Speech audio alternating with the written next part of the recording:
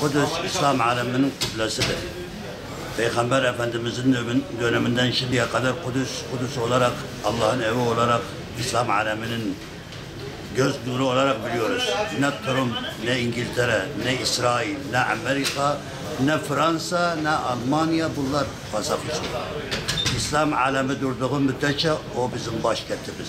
O İslam aleminin göz nuru, göz bebeği, bizim İslam aleminin de kıblesi. Oturmuş, bilmem vasafis olmuş, bunlar hikaye. Biz kabul etmiyoruz. Bir Müslüman olarak biz Kudüs'ü Amerika'nın veya İsrail'in başkenti olarak Trump'un Cumhurbaşkanı, Amerika'nın Cumhurbaşkanı lens etmiş İsrail'in başkenti diye İslam alemi kabul etmez. Ruh, biddem, nefdik ya Kudüs. Biz kanımızla, ruhumuzla Kudüs'e devamlı fedayık ve kabul etmiyoruz. Filistin halkın yanındayız. Trump'ın ne söylediği bizi hiç ilgilendirmez. Biz Kudüs Müslümanlarındır. Sürekli de Müslümanların olarak kalacaktır. Tepkimiz de ona göre. Onların söylediğiyle hiçbir bağdaşmaz. Trump'ın söylediği bize geçerli değildir. Onun kendi dediği kendinedir. Ama tepkimiz olması için sürekli dile getirmeliyiz. Müslümanız. Elhamdülillah Kudüs'te Müslüman olarak kalacaktır. Bütün Müslümanların Amerika'nın Kudüs hakkında açıkladığı bu şeye herkesin, genellikle bütün liderlerimizin karşı çıkması lazım.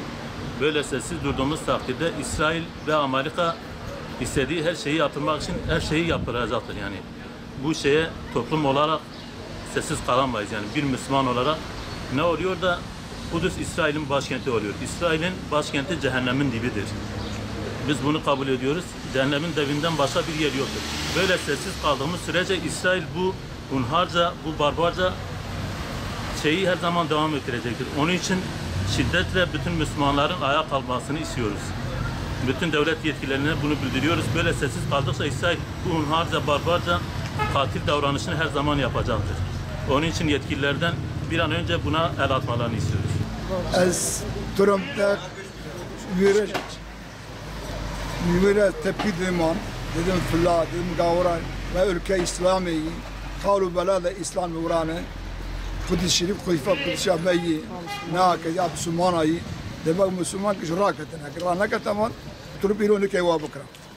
Kudüs Şerif Ameyi, Cep Peygamber Aleyhisselam, çünkü harcı Müslümanayı, çünkü haracı l'ura, varak أولي خذ أوام قربان مبو دامي قال مرسي بيجي قربان أو بيجي ذاتي مك دورا مكة أو قد تعالى إبليس في خمسة السلام كده دورا شو ميراج في خمسة السلام أو مسلمان. Dün Amerika ve İsrail'in verdiği kararla ilgili biz de tepkiliyiz, lanetliyoruz. Kudüs Filistin'in başkentidir. İsrail'in, Amerika'nın orada hiçbir işi yoktur. Buna karşıyız. Gerekli tepkimizi de koyacağız inşallah. Hepimiz el ele vererek bu çirkin durumu inşallah aşacağız. Rabbim hepimize yar ve yardımcısı olsun. Tüm Müslüman ülkelerin de bir araya gelmesi gerekiyor. Bir güç birliğiyle ancak bunu aşabiliriz. Yani bunu tek başımıza hiçbir şey yapamayız. Bir birliktelik olmadığı sürece hiçbir şey olmaz. Kudüs'ten gider, daha ileriye de gider. Bence bir an önce toparlanıp bir birliktelik sağlamamız gerekiyor. İsrail devleti diye bir devlet ben tanımıyorum. Ki başkenti olsun. Ben buna karşıyım, şiddetle karşıyım. Müslümanların da buna şiddetle karşı olmalarını istiyorum. İsrail kim ki? Devleti olmayan bir devlet. Hiç istemediğimiz bir şey. Kim ki Kudüs'e giriyor? Kime danıştınız? Kim onlar? Buna şiddetle karşıyız. Bir daha söylüyorum. İsrail devleti diye bir devlet yoktur. Başkenti olan hele. Buna karşıyım. Şiddetle karşıyım. Müslümanların da buna karşı gelmelerini istiyorum. Hepimizden Allah razı olsun. Karara Trump Amerika ve İsrail dahi emri kararı kabul naked. Ve ne kararı başı?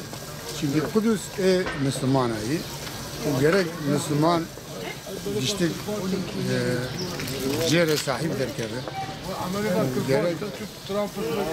Gerek Müslüman olarak bilmeyene, hatta Rab dünya hebi, gerek Müslüman olarak bilmeyene.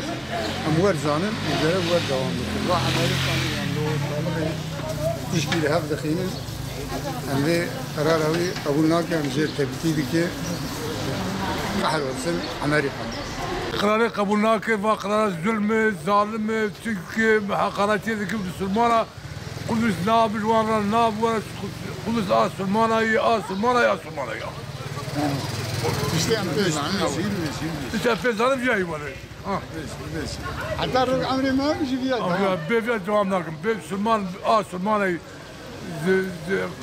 karu barada Asılmana'yı Amerika gibi başkentde İsrail. O ya.